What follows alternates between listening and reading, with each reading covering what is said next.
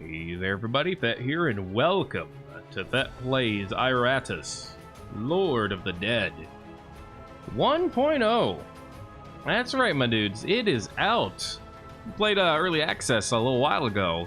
If you want to go find it, I'll link a playlist to it in the description below. I liked it. Like what I saw a bit, beat the Pyromancer, had a good time, raised some undead, and converted some other undead, and, fun was had. Let's have some more fun and see what has come of the 1.0 version.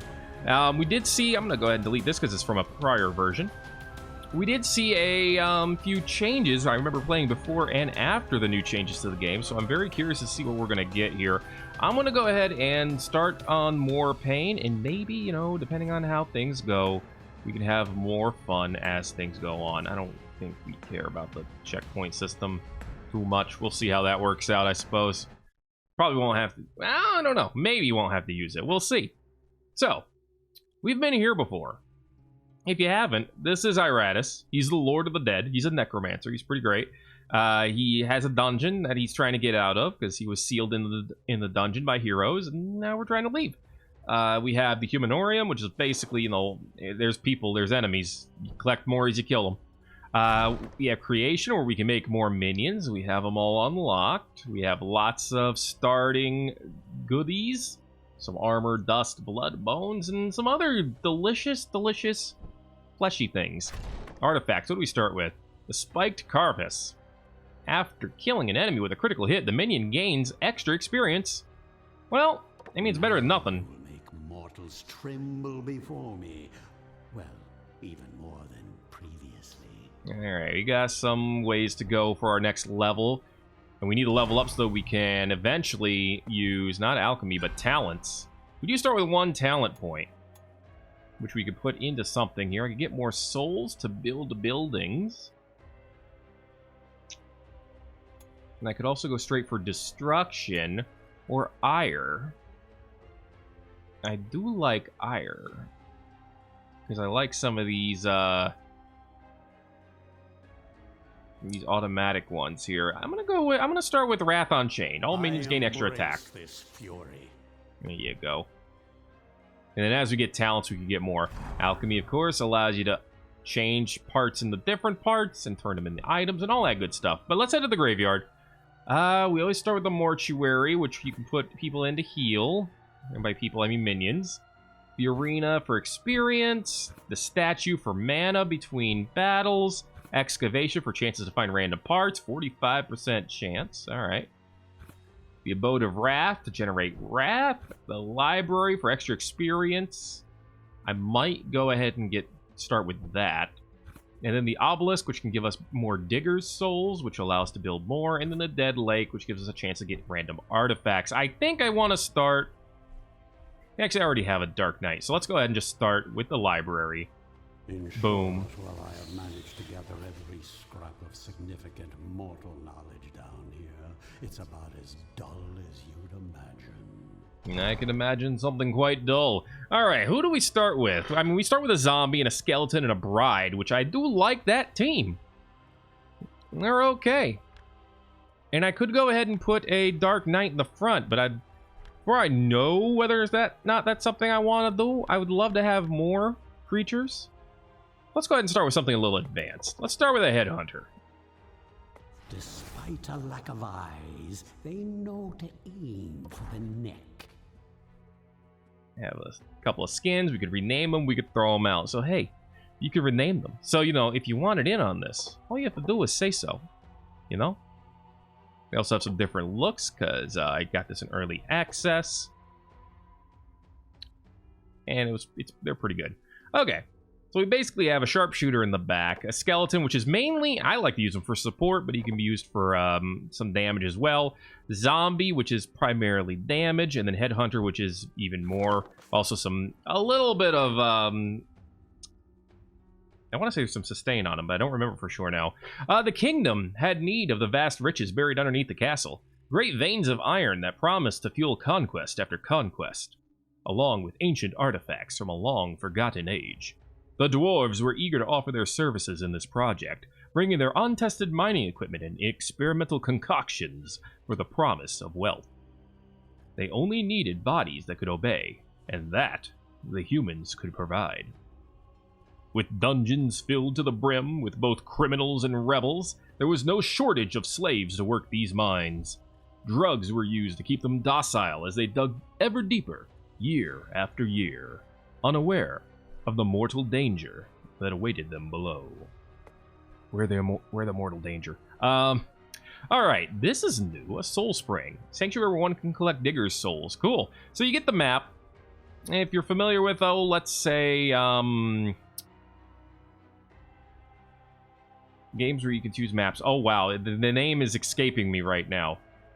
But you can basically pick which path you're going to go on, and you have to go straight from where you are toward the exit eventually. But I find the more squares you jump on, the more chances for experience you get, the farther you go. We can have up to 4 teams. We only have 1 right now. Let's go see what this battle's all about and get us started, shall we? Yeah, I love this game in early access. Standard skeleton stands steady and seeking to serve. Alright, so we got a conscript, a miner, and a hunky boy. Let's see. I feel like we should start with a dual slash since he hits 2 random enemies for 16 to 30 health. Numbers are high in this game. Not Final Fantasy high, but they're pretty high. We could also Seething Wrath to guarantee a hit. Alright, his accuracy is not like 10 out of 10, but I think it's good enough to go for something here. Because they don't have any block. Well, okay, whoa, never mind. The miner has a block. A block will absorb the damage from at least 1 hit. That's okay, because we didn't hit him. We hit the other 2. The enemies also have insanity bars, which is basically stress. It's kind of neat, not gonna lie. However, we don't have a stress build here. We primarily have a damage build on this team. I'm gonna say it right now. Let's see. Let's go with... And let's just go with regular damage for now. Bride has a good crit chance. We didn't get it, but there's a chance. Oh, no! He got a crit, which actually comes with a stun. That's not great. Let's go ahead and hit him with a buckshot as revenge. Or not. Well, we can see this is going great already. At least the miner got a miss on us. My shift will kill me before you do. Alright, buddy. You wanna be tough. Let's go for the double hit here. There we go. Okay, this conscript in the back has 18% dodge. Thankfully, the bride's accuracy is pretty darn good. Alright, mighty boy. Our zombie's taking a good amount of damage. That's okay, though. That's okay. We have an igniting mixture. Here, have some bomb. That lights him on fire, which does damage over time. 8 to 10 damage, not 8 out of 10. 8 to 10 damage. It is true damage, too, which means it's not fake. It's not what it means. I would do shield banger, but we don't need stress damage now. We got this guy.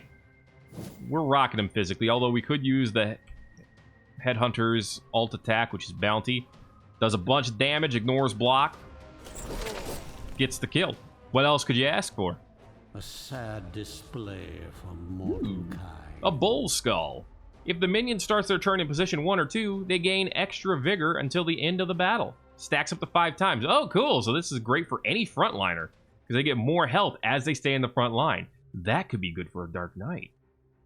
A little bit of extra experience here. We got enough for a talent. Let's go ahead and actually grab a muck. Minion loses 12 luck. Luck is your crit chance. If you have negative luck, there's a higher chance that enemies crit against you. They also gain 6 attack and 6 dread. Dread being the stress version of attack until the end of battle. Don't really care about casting this. I want this for advanced ballistics, so all minions gain accuracy. Alright, my Skelly boy got a level up. We get 2 stat points. I can put him into any of these. Attack, which is slaps. Dread, which is mental slaps. Vigor, which is health. Initiative, which is turn order. Armor, which deflects, or it reduces the amount of damage you take from slaps. Resistance, which reduces the amount of magic damage you take. Accuracy. It's accuracy. Luck, I already explained that. And then evasion, that's pretty self-explanatory. Higher that is, the better percentage of chance. Basically, evasion, as far as I understand it, subtracts from accuracy. So the higher your evasion, the less effective accuracy an enemy has on you. I want to give this Skelly boy initiative. And I think I'm going to dump both points into that. His initiative's now maxed out at 8. I could also give him a brain, which is not only slightly insulting, but also would up his level. His brain is his level. And the bride got to level up. I feel like for the bride, you level up attack power. Okay. These two are pretty strong, but I don't think I want to give either one of these guys the bullhead. Instead, I'm going to go over here. I'm going to make myself a Dark Knight. Hardly an inspiring leader, but the dead cannot. And he'll be the first part of this team who gets stronger the more armor he has. So I feel like one of the things you do is definitely pair them up with a skeleton, because they're like a dream team. And the skeleton's like a basic minion. You can basically pair up a skeleton with anything. What else would we pair him up with, though? I mean, there's so many choices. Blood Phantasm, Fallen Damp Eater, Vampires, Bone Golems, Unfrozens, Black Widows. Let's see. Who is most helpful? Lost Soul, not that helpful to us. Shade can add evasion, which could be useful. Liches are very powerful. They can add attack power, but not armor. Infested are mostly insanity attackers, as are mummies. Wraiths are pretty darn strong. They can't add armor, but they're actually pretty good in the 3rd position. You know what? Let's add a Wraith to this team. That'll be interesting. I get this sinking feeling in my putrefied gut. And then in the back, I think in the back, maybe we do put a mummy in the back. No, he can't do much from the back. That's not a good choice. Infested can actually use almost anything from the back, but not the Pestilent Rain, which is actually my favorite ability of his. So I don't think I want that either. As you can tell, there's a lot of decisions to be made. I do like the Unfrozen in the back. Dude has a lot of damage. So you know what? Excellent. Damage in the front, damage in the back. Will be well preserved. And I want the Dark Knight to have this Bull Skull because he actually doesn't start with much health. I mean, the Skeleton has 100. The Dark Knight has only 75. He does have damage reduction, but, you know. The Wraith and the Unfrozen both start with some blocks and some wards, so they just straight up avoid some damage. What is this? Cultist. Mortal Cultist who gift Iratus with random consumables or minion-specific items. Sacrificial Altar, sacrifice a minion, get stuff, or an Ancient Coffin filled with items. Both of these are tempting, but I kind of want to go toward the Cultist and get the chest. So let's take Team 2 and do that. Hello. Choose a gift. Phantom Clothes for the Wraith. Wraith receives 5 evasion for each block or ward applied. Ooh, that's good. Enchanted Bone for the Skeleton. The Skeleton becomes receptive to buffs, but he's still immune to debuffs. By the way, Skeletons are normally immune to both buffs and debuffs. Rune of Winter. At the start of each turn, the Unfrozen receives extra initiative until the end of battle. Is this one for the Dark Knight? Yes, it is. 5 mana and Wrath restored each time the Dark Knight receives damage. Wow, these are all really good. I like the idea of being able to buff up the Skeleton. But this team doesn't have a lot of buffs outside of the Skeleton himself. So, God, I like all of these. I like the idea that the Unfrozen can get faster as the battle goes on. But I think I'm going to go with the Heart of Emptiness. Mana and Wrath restored each time the Dark Knight receives damage. We can get some battle and or some good magic prescribed here. We could actually make heavy use of that. Let's see. What am I getting at with that? Well, Wrath builds up over time. He went to a stance, which means he's getting ready to attack next turn. All right, the block avoided that. He already got 5 health, which is great. Let's see. The Dark Knight can slap. He can stare, which is stress damage. He can tithe, which gains mana and wrath. He can use futile hopes. Every time an enemy receives a buff, they get stress hit. And then he has basically an unholy lance. If you play Darkest Dungeon, you know what Holy Lance is. And then Abyssal Hunger, which sucks the health out of everybody. Which is pretty good. His regular attack, though, does extra damage based on how much armor he has and resistance. And the skeleton has Embraced Mediocrity, which improves someone's armor and resistance. Now you see where we're getting at here? The skeleton makes the Dark Knight stronger. The Dark Knight hits harder. Also, the Dark Knight is immune to critical hits, which is kind of bullcrap, but still good. Do I have anything that can move this guy around? Because if I can move the conscript around, I can ruin his stance, but I don't have anything like that. So, you know what? Go ahead and give me the Necrotic Wind. Loses all initiative for a turn. If I do this on him, and it works... Ooh, it made him insane right away. He also lost initiative, so he goes last next turn, in theory. So, he's now Coward. Chance to flee increases by 20% each turn. Chance to flee is down here at the bottom, the little flag. And before the beginning of their turn, deal stress damage to all allies, equal to 20% of their current sanity, or 5% for bosses, because of course. Because video games. Yo, give this guy extra damage for a couple of turns. We'll leave the Coward alive for now. Well, they're tearing through these blocks really quickly. Slap him. That's not a slap. Ah, darn his evasion, dude.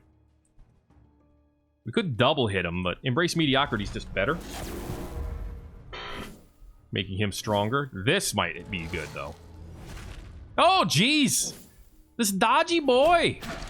Oh, they stunned my Wraith.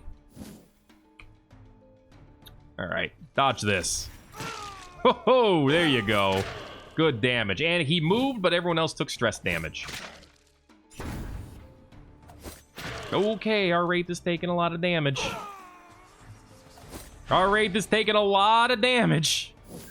Oh, no. You know what? Let's go with Shield Banger. Gives everyone stress damage. It's the skeleton's ult move. There's an ultimate. Didn't do what we needed it to, though. Kill him. Being born was your first mistake. Opposing me? Okay, you can't crit the Dark Knight. Oh, we can freeze him, which means he'll recover health on his own turn as well. Well, unless he gets unfrozen. Okay, Conscript's trying to run away. We can do double damage to him. Excuse me, 50% extra damage when he's trying to run. Alright, we should be able to get him.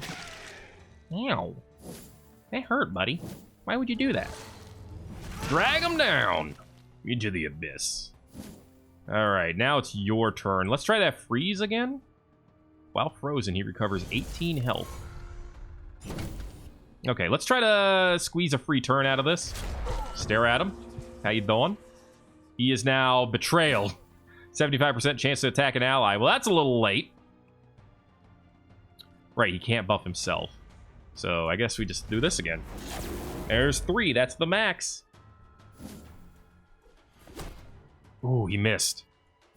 Which means we got the heals. Nice. Can you freeze the skeleton?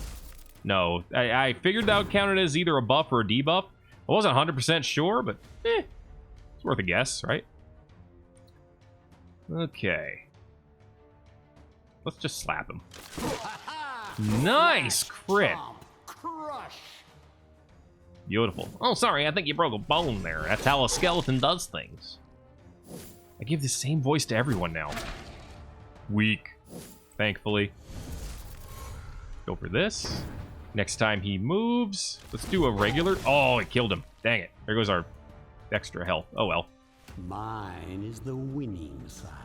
Ooh, Spider Mandibles. With every minion's successful ability, the enemy loses Vigor and Sanity. 4% for single target abilities, 2% for AoEs. There is a perfect class for that ability, and we are going to want one. Another talent? I need 2 points to get extra accuracy here, so I think I'm going to save up.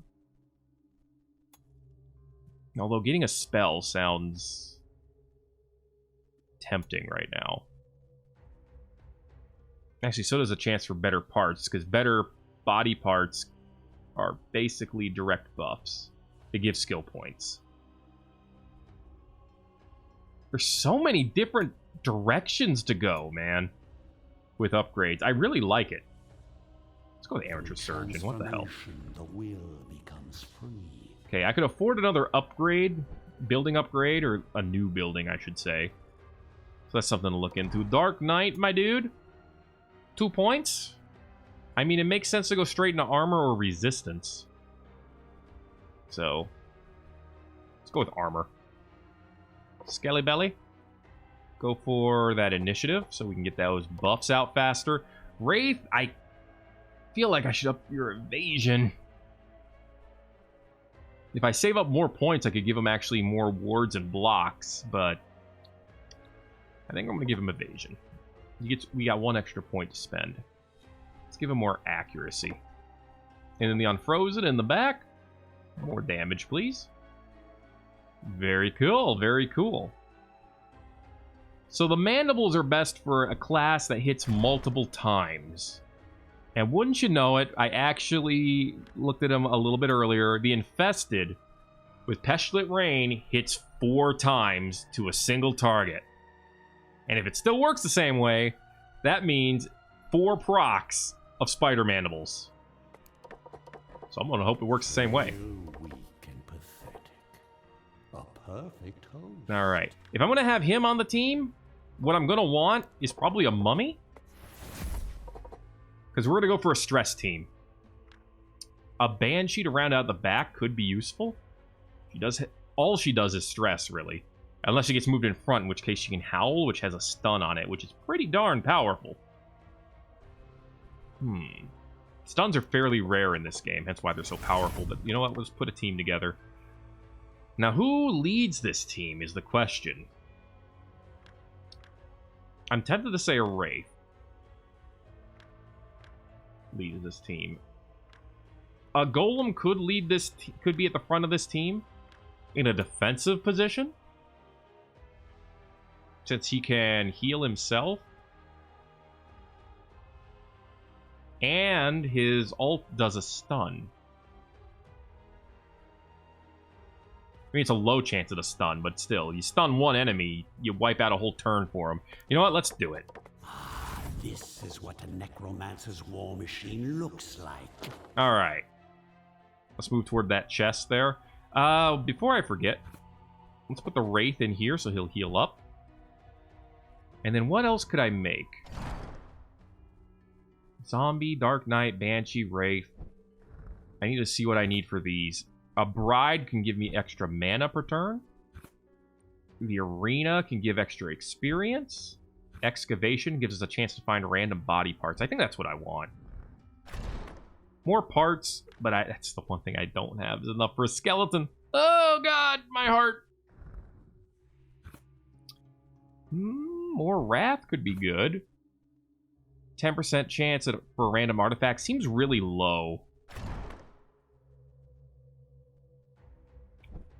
Finally, what about the Obelisk? A Banshee. You know what? I think I'm going to go... Or not the Banshee, the Wraith. I think I'm going to go with the Obelisk. An unassuming creation. Perhaps the warnings were just Wait. superstition. Why did you start with the level up? Oh, I had a green ectoplasm and I accidentally put it in him. Ah, crud. That's a waste.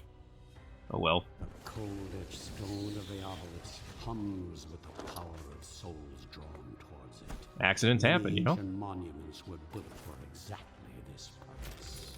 Alright, this gives us an artifact. Engraved ring. 30% more souls. Okay, this completely make my decision even stupider. Hatchet. All minions gain 2 attack and 2 dread. That's not a lot, though. Sickle. If the total sum of minion levels is less than 21, after a victory, Iratus gains extra experience. I actually think the ring is the best one there. Use this. Of course, we have to equip it. Nice ring. Iratus looking bling. And then let's fight the next battle. Let's take this team out. Oh no, I forgot to equip the mandible. Whoops. At least I'm pretty sure I did. Okay, so the Taskmaster laid a trap. Yep, I did. Well, I'm not playing smart today. I could tactical retreat, but we would take damage if I did that, and I don't think I want to do that. Instead, let's just show you what this team can do going in raw. Alright, so we're up against a guard who has a lot of armor, as you would expect. Also a decent amount of sanity at 105. A hunky, 2 hunkies, and a Taskmaster in the back, who, if he dies, everyone else gains sanity. So that's a potential problem. Alright. Ooh, when the infested dies, everyone loses sanity. That's pretty good. Let's try to make the guard insane first, though. 4 hits. Granted, one of them missed. The Scream is really good because it can move someone to a random position as well. No, if anyone does move, she gets to scream at them.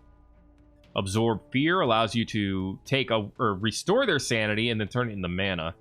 And then Wail buffs everyone's dread for the next action. Let's go ahead and just go with a regular Scream to start with. I'd like to move him to the back.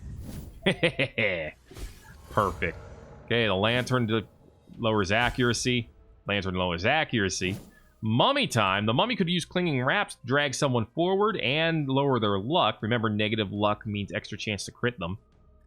Impending Horror will hit one target and someone behind it. Absorb Curses will remove all debuffs and then heal the Mummy for all debuffs removed. And then Hex Beam is a small stress attack on everyone, unless he has debuffs, in which case it's a bigger one. I'll take those accuracy debuffs, thank you. Ow. Just like the training dummies. Alright, Bone Golem is initiated. I want to make sure not to use this one, self-destruct, because I don't want to kill him right away. But we could use a Splintering March immediately. Does 25 damage to the Golem himself, but also has that chance to stun. He can also heal himself, for reasons. He also does a pretty solid amount of damage himself, too. And he can give someone else block. He's really kind of nuts, and I love him. Let's stomp him. Dude, the double stun! Alright, he just slapped someone with the whip. That ups their accuracy and the amount of damage they deal. But he's stunned, so why did you do that, dude? What's wrong with you? You numpty? It lowered his sanity, too. What were you thinking? We're gonna get him... We're gonna put him in Betrayal, dude. That's the plan. Let's go to Hex Beam. Hit everyone. There it is! What do you get? Betrayal! Oh, the one in the back is Coward, too! So if you get their sanity all the way down, and again, I'm sorry I'm going over done territory, because I'm sure someone is noticing that by now if you've watched the previous series, but some people haven't, and they'd like to know how this game works, because this game is actually kind of awesome. If you get their sanity all the way down, there's a chance that they have a heart attack. All remaining strength. Oh, that's a bad one. Bad one for us. That's not a virtue, which also exists in this game, but he takes damage at the start of his first turn, but then he gets 2 turns. So, that's a double-edged sword. There's good parts to it, there's bad parts to it. Anyway, let's keep screaming. Love the Banshee screams. What do you have? Minus accuracy? We don't need to steal that. There you go. A little bit more Strius. A little bit more Stomp. He's doing a lot of damage to himself, but the stuns, I think, are worth it.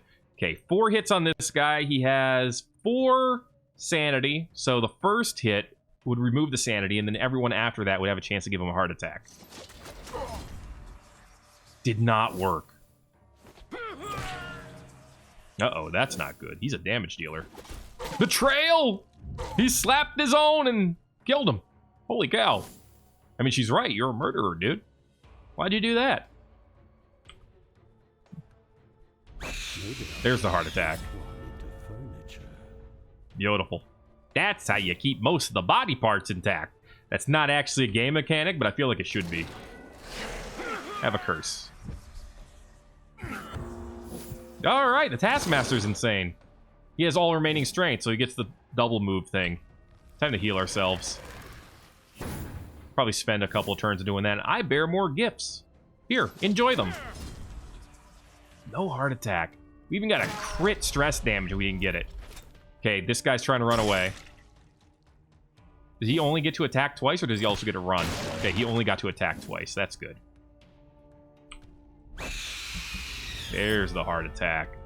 Love it. Love it. Now we need to go for the kill. And I think Amplify Curses is our best bet. Does a lot of stress damage. It's his ult. Additionally, deals 1 stress for each point of negative luck. He has no negative luck, though, so it's just 30 damage. You know what? Let's go for the curse instead, the regular curse. That's stress now, and then it's a stress over time. This might get the kill, though. Destroy him. Hey, he's done it. Welcome to the bone zone, baby. Is a tide that will wash away your pathetic civilizations. Extra souls, extra experience. The Wraith is partially healed. We can take him out of here now. Bada bingus, bada dingus. Got some level ups. The Golem, I want to give... Armor and health are both good things to give him, I think. I think I'm going to go ahead and give him health. The reason being that his heal is based on the percentage of his health. We could also give him luck, but I think I'm just going to save the other point. Infested. I want to give you Dread so that you do more stress damage. Mummy, I probably want to give you the same. No, maybe not. I'm actually going to give you luck. So that you have a higher chance to crit. It's at 24% right now. And then give him more Dread. By the way, before I forget, Infested grabs these. The Banshee. You will get... I kind of want to give you... Oh, I can't give you initiative. Huh. Well, you know what? Let's give her evasion then. Give her more dodge. And then more crit chance. For now. I don't need to give all those away all the time, but occasionally I can. You make it a higher chance to get, you know, uncommon or better parts, but we might actually hold on to the point this time. That's going to be it for this episode of Thet Plays Iratus, Lord of the Dead. If you enjoyed it, make sure to let me know by giving it a like. Even if you haven't already, feel free to subscribe for more, because it's going to keep coming, and it probably won't stop coming until it's over, because I like this game. Do I need a reason beyond that? I hope not. Thanks again for watching Iratus, Lord of the Dead 1.0. My name is Thet, and I'll see you in the next video, my dudes.